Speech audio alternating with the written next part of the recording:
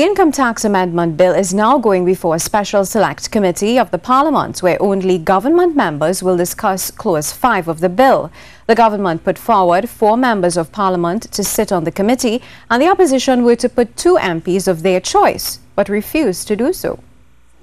Mr. Colum Imbert, Mr. Faris Al-Rawi, Mr. Fitzgerald Hines, Mr. Randall Mitchell, and such 2 other members to be named by the members of the opposition. Thank you very kindly, Mr. Deputy Speaker. Turn to the House next Friday, November 30th.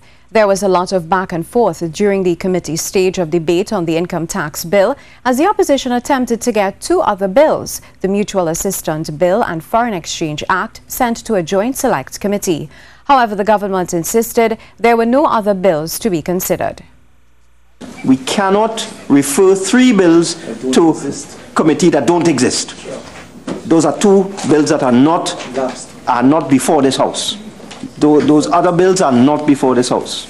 And therefore, the only bill that we could possibly refer to a committee is this bill. So I'm asking, Mr. Chairman, that we refer Clause 5 of this bill to a select committee to report back to the House next Friday.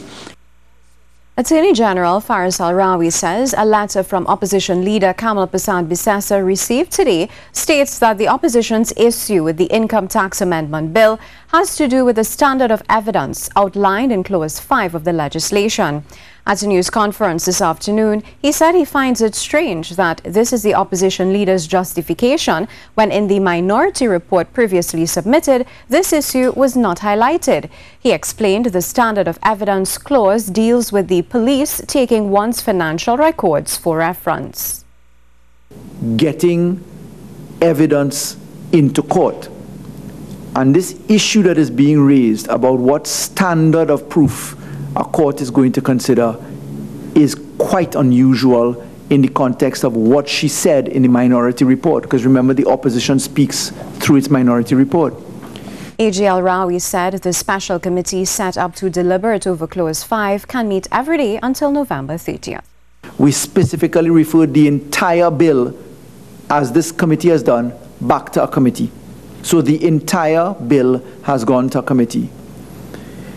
The deadline for operation of this particular bill remains November 30th. The Minister in the Office of the Attorney General, Fitzgerald Hines, said the opposition has not given any justifiable reason as to why they're objecting to move forward and are making excuses. Has been saying and said in writing that the critical next step is the amendment to the income tax bill. So the other 2 pieces were not of great immediate moment and significance, and the opposition understands that. Passage of the Income Tax Amendment Bill will be the first key step towards Trinidad and Tobago becoming fully compliant with international financial standards. And in her letter to the government, Kamal Prasad Bissessa said the opposition is committed to the passage of legislations for the peace, order and good governance of Trinidad and Tobago. In the letter addressed to the Minister of Finance on November 22nd, the opposition leader said their arguments have centered on striking the proper balance of protecting the rights of citizens while at the same time complying with international obligations. She said the legislative process that preceded the debate on the Income Tax Amendment Bill 2018 has been plagued by the identical issues that arose in the lead-up to and passage of the FATCA legislation. Mrs. Prasad Bissessa said the income tax bill should be referred back to the Joint Select Committee for completion of its work to ensure the passage of good law. She said the government has failed to manage the legislative process properly to ensure timely compliance with the country's international obligation. The Association of Trinidad and Tobago Insurance Companies, ATIC, has joined the business community in encouraging the government and the opposition to resolve their differences and get the Income Tax Amendment Bill 2018 passed in Parliament. Expressing concern about the parliamentary deadlock over the passage of the bill, ATIC says this country remains the only one on the Organization for Economic Cooperation and Development's blacklist of non-compliant countries. It says the continued failure to comply with international obligations under the forum could place unnecessary hardships on the citizenry if the country's ability to freely engage in international trade and financial transactions is restricted.